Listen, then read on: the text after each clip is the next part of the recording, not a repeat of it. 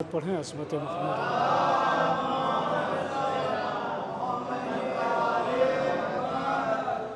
قرآن مجید کا بڑا مشہور و معروف فقرہ ہے، مشہور و معروف آیت ہے والدین کی عظمت کے حوالے سے، وَبِالْوَالِدَيْنِ إِحْسَانًا۔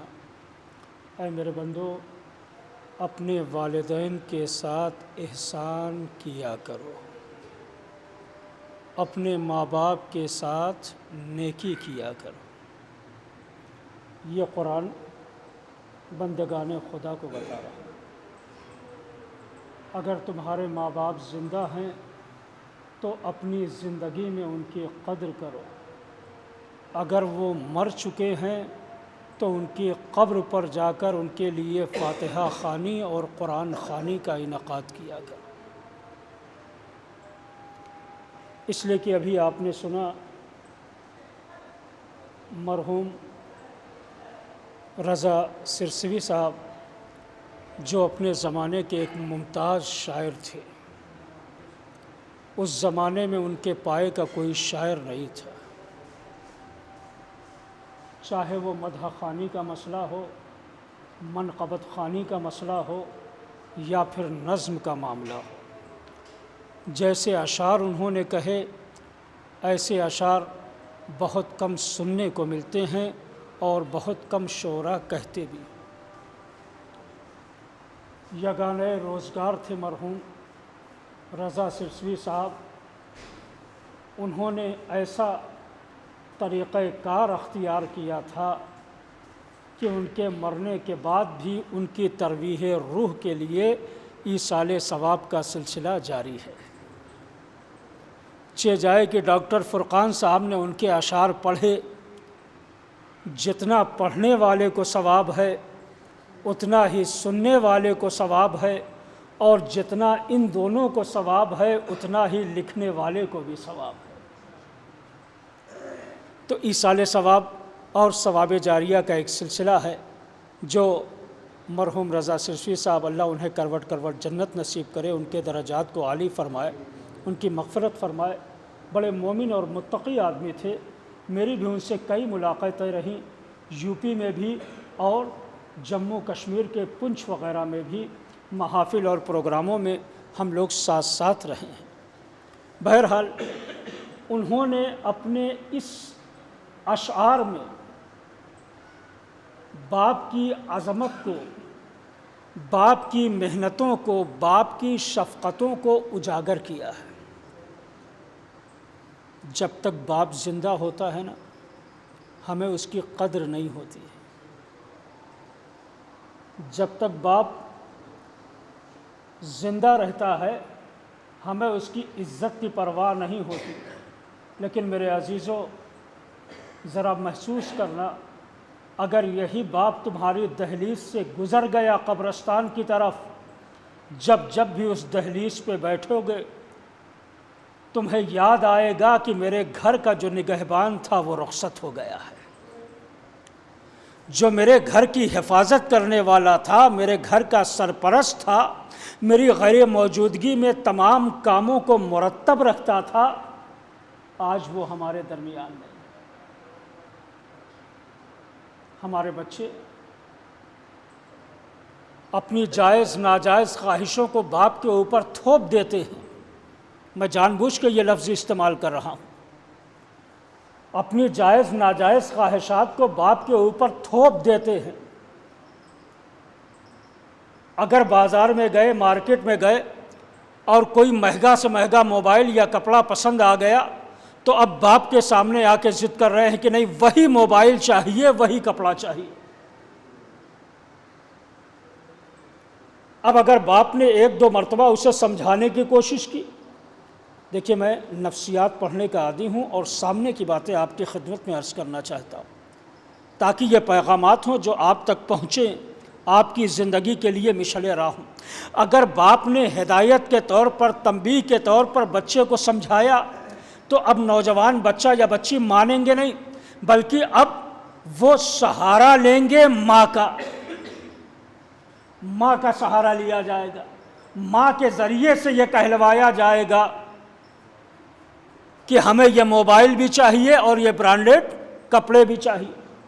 اب بیچارہ باپ جس کی دن بھر کی مزدوری کی قیمت ہے صرف 1000 روپے، نوجوان اولاد اپنے دوستوں کے چکر میں اس سے 5000 روپے کے موبائل کا تقاضا کرے تو وہ 5000 کا موبائل کہاں سے لائے گا؟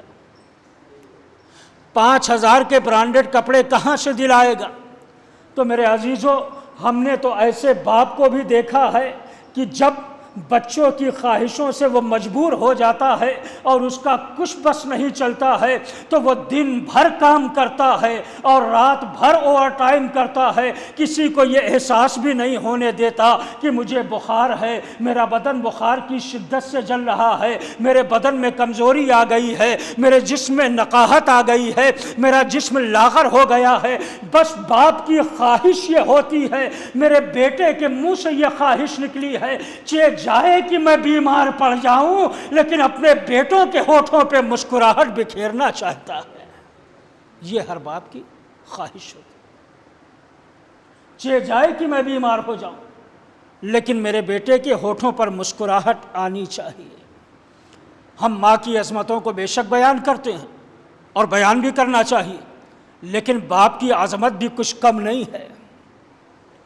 باپ کی عظمت بھی کچھ کم نہیں ہے۔ ماں اگر گھر میں رہ کر امور خانہ داری کو مرتب کرتی ہے تو باپ گھر کے باہر رہ کر وہاں کی ساری ذمہ داریوں کو پورا کرتا ہے اور اپنے لیے، اپنے بچوں کے لیے نان و نفقہ کا انتظام کرتا ہے۔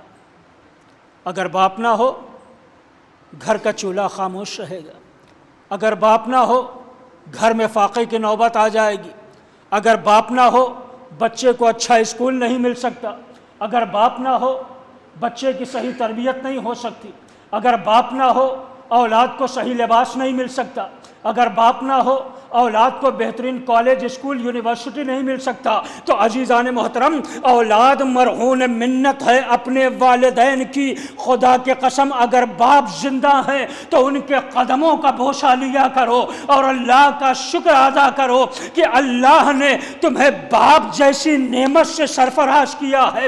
اسی لیے تو کسی عقل مند شخص نے کہا تھا کہ جب تک پدر ہے سر پہ پسر بادشاہ ہے، یعنی جب تک باپ کا سایہ اولاد کے سر پہ ہے تب تک باپ کا سایہ رہنے کی وجہ سے اولاد بادشاہ بن کر ٹہلتی ہوئی نظر آتی ہے۔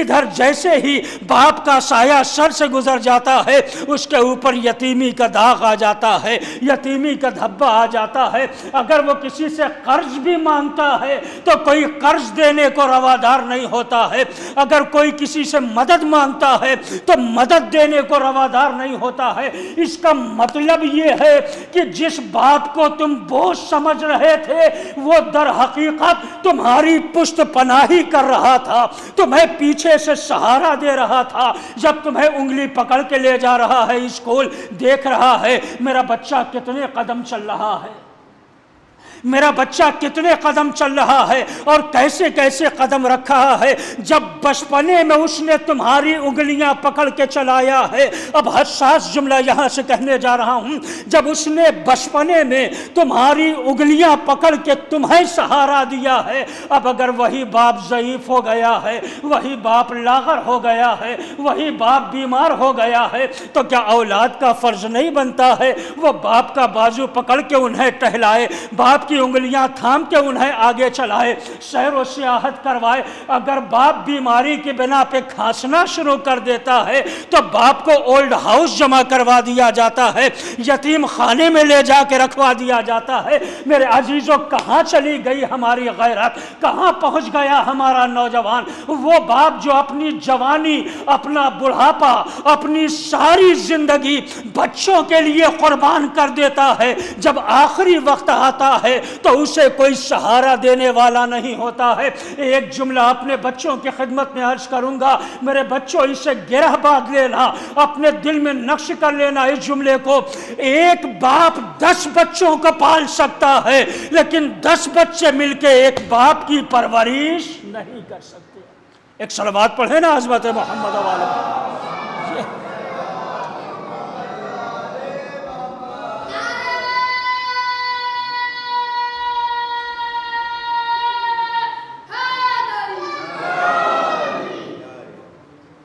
باپ کی قربانیوں کو فراموش نہیں کیا جا سکتا۔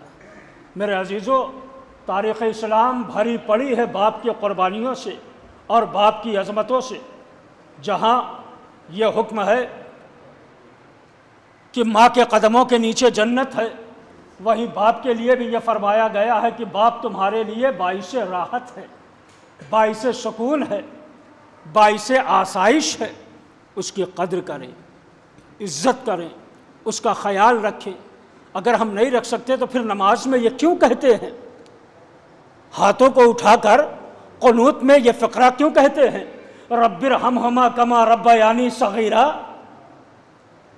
بھئی یہ فقرہ ہمیں کیا بتاتا ہے؟ رب ارحمہما کما ربیانی صغیرا، اے میرے پروردگار مجھ پہ اسی طرح سے رحم کر جس طرح سے تو نے ہمارے والدین پہ کیا، ہمارے والدین نے ہم پہ کیا۔ تو میرے عزیزو، جب ہم اس کی گواہی نماز میں دے رہے ہیں تو نماز میں گواہی دینے کا مطلب یہ ہے ہمیں اصل زندگی میں بھی یہ کرنا چاہیے، اور اگر نہیں کر رہے ہیں تو اس کا مطلب یہ ہے کہ ہم نماز میں بھی جھوٹ بول رہے ہیں۔ ایک صلوات پڑھیں نا عظمت محمد و آل محمد۔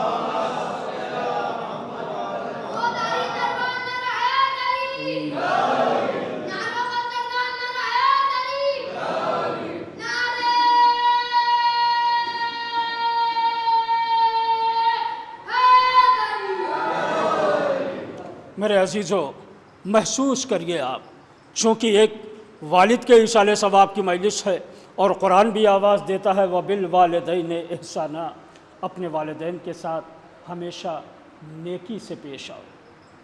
قرآن تو یہاں تک کہہ رہا ہے لا تقل اف لکم، اگر وہ تمہارے سامنے کچھ کہہ دیں تو اف بھی نہ کرو، اف بھی نہ کرو۔ اپنے بازوؤں کو ہمیشہ جھکا کے رکھو، ایسے کہ جیسے غلام اپنے آقا کے سامنے جھکا کھڑا رہتا ہے۔ یہ حکم ہے والدین کے سامنے آنے کا اور ان سے گفتگو کرنے کا۔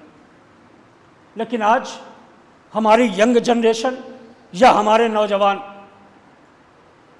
والدین سے کس بدتمیزی سے بات کرتے ہیں۔ والدین کا مذاق اڑانا، والدین کی توہین کرنا، والدین کے عیب بیان کرنا، والدین کی ہتک حرمت کرنا، والدین کی عزت کو پائمال کرنا، یہ ہمارا شعار بن گیا ہے۔ اور اگر کوئی ٹوک دے تو ہمارا جواب یہ ہوتا ہے کہ ہم ماڈرن ایجوکیشن حاصل کیے ہوئے ہیں، ہم ترقی یافتہ دور کے رہنے والے ہیں۔ اللہ اکبر! اگر ترقی اسی کو کہتے ہیں جس میں والدین کی توہین ہو، ماں باپ کی بے احترامی ہو، ماں باپ کی بے عزتی ہو، تو اس ترقی پہ 1000 گنا لعنت ہو۔ اس سے اچھا تو وہی پرانا دور تھا جہاں ماں باپ کا احترام تو پایا جاتا تھا، جہاں ماں باپ کی عزت تو تھی، جہاں ماں باپ کا وقار تو باقی تھا۔ میرے عزیزو، ماں باپ ایک انمول دولت ہے، بار بار نصیب نہیں ہوتے ہیں۔ کوئی ان سے پوچھے جا کے نا کہ جس کا باپ اس دنیا سے گزر گیا ہے، کوئی پوچھے اس سے کہ جس کی ماں اس دنیا میں نہیں ہے، وہ بتائے گا کہ باپ کی اہمیت کیا ہے، وہ بتائے گا کہ ماں کی عظمت کیا ہے۔ اللہ اکبر! والدین تو اپنے بچوں کے لیے یہاں تک کوشش کرتے ہیں، یہاں تک کوشش کرتے ہیں کہ کچھ بھی ہو جائے، چاہے ہمیں کتنی مشکلات برداشت کرنی کیوں نہ پڑ جائیں، لیکن ہمارے بچے کو پریشان نہیں ہونا چاہیے۔ ہمارے بچے کو دنیا کی ساری آسائش اور ساری نعمتیں ملنی چاہیے، لیکن بچے ماں باپ کی عظمت کو نہیں محسوس کرتے۔ خدا را بیدار ہوں، اپنے ضمیر کو بیدار کریں، اپنے نفس کو بیدار کریں، اور ماں باپ کا احترام، ماں باپ کی عزت، ماں باپ کے وقار کو سلامت رکھیں۔ اس لیے فضیلت یہ نہیں ہے کہ تم کتنے خوش ہو، قابل فضیلت تو یہ ہے تمہارے گھر میں رہتے ہوئے تمہارے والدین کتنے خوش ہیں، یہ قابل فضیلت۔ یہ فضیلت نہیں ہے کہ آپ کتنے خوش ہیں، قابل فضیلت یہ ہے کہ آپ کے گھر میں رہتے ہوئے آپ کے والدین کتنے خوش ہیں۔ اور میرے عزیزو، یہ خوشی اسی وقت میسر ہوگی جب انسان صبر کرنے کا عادی ہو جائے گا، جب انسان صبر کرنے کا عادی ہو جائے گا، والدین کی نصیحتوں کو سننے کا عادی ہو جائے گا۔ اب انسان سے اگر کہہ دیجئے سرکار اگر کوئی آپ کو برا بھلا کہہ رہا ہے تو صبر کر لیجئے، تو فوراً ہی پلٹ کے کہتے ہیں سرکار سارا صبر ہمارے ہی حصے میں، یہ سارا صبر ہمارے ہی حصے میں کیوں ہے؟ تو میں نے کہا محترم، مسئلہ یہ ہے صبر کے ذریعے سے اللہ آپ کو عزت دینا چاہ رہا ہے، صبر کے ذریعے سے اللہ آپ کو بزرگی عطا کرنا چاہتا ہے۔ سوال کرنے والا سوال کرتا ہے مولانا آخر صبر کے ذریعے سے عزت کیسے ملے گی؟ تو خود پروردگار عالم یہ کہہ رہا ہے صبر ایک ایسی سواری ہے جو آپ کو کسی کی نہ نظروں میں گرنے دے گی اور نہ کسی کے قدموں میں گرنے دے گی۔ صبر ایک ایسی سواری ہے جو نہ کسی کے نظروں میں آپ کو گرنے دے گی اور نہ ہی کسی کے قدموں میں آپ کو گرنے دے گی۔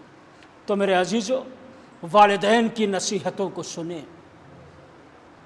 مانیں، صبر کریں، اس پر عمل کرنے کی کوشش کریں، اور جب آپ والدین کے بتائے ہوئے احکام پر عمل کریں گے تو خدا کی قسم آپ کی یہ زندگی دنیا میں بھی جنت کا نمونہ ہوگی اور آخرت میں بھی جنت کا نمونہ ہوگی۔ کم از کم جب تک والدین زندہ ہیں جایا کرو، ان کی ٹانگیں دبایا کرو، ان کی خواہشوں کو پورا کیا کرو، ان کو جس چیز کی ضرورت ہے وہ دینے کی کوشش کیا کرو، اور اگر خدا نخواستہ زندہ نہیں ہے تو روز نہ صحیح شب جمعہ ان کی قبروں پر جایا کریں، پایتی بیٹھے،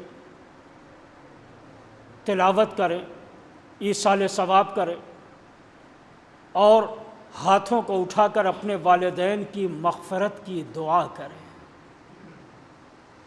اپنے والدین کی مغفرت کی دعا کریں، اس لیے کہ باپ کا رتبہ آپ کو بتاؤ، وہ باپ ہی تھا کہ جس نے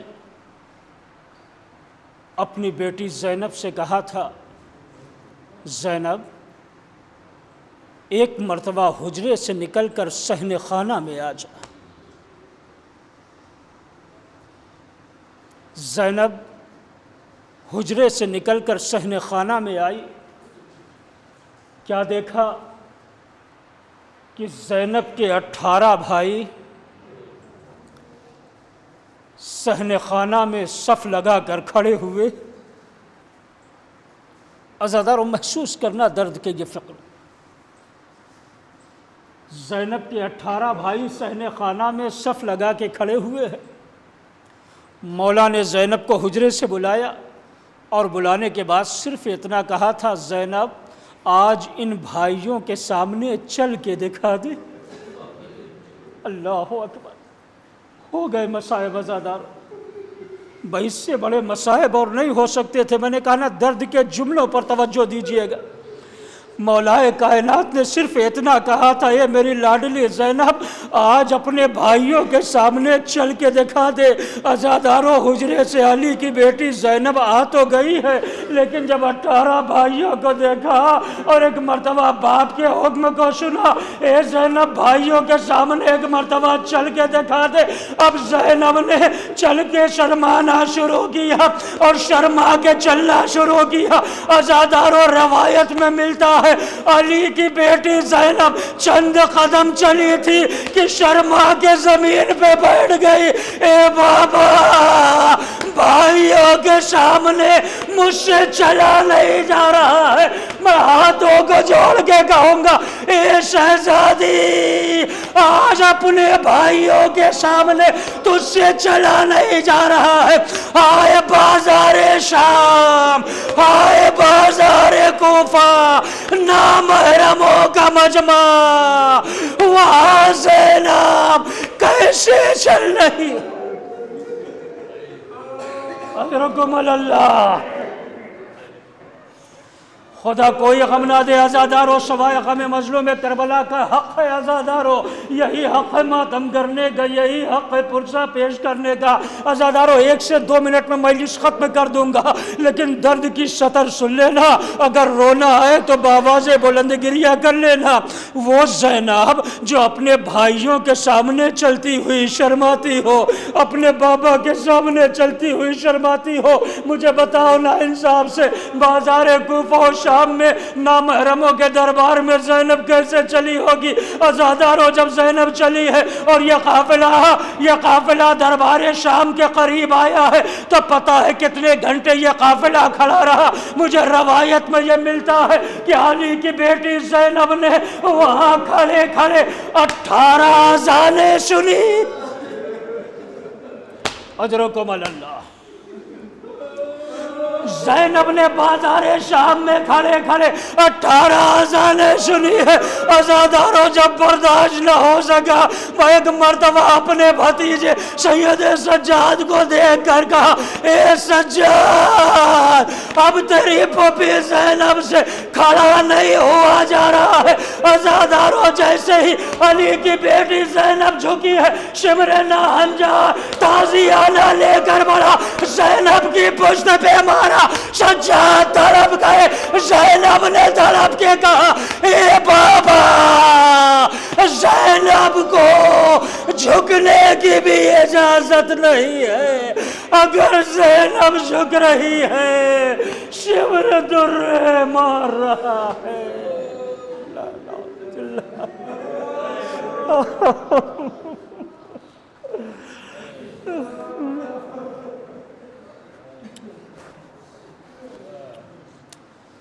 باسمک العظم للجل الاکرم، یا اللہ یا اللہ یا اللہ یا اللہ یا اللہ یا اللہ یا اللہ یا اللہ۔ پروردگار بحق زہرا و بالہا و بنیہا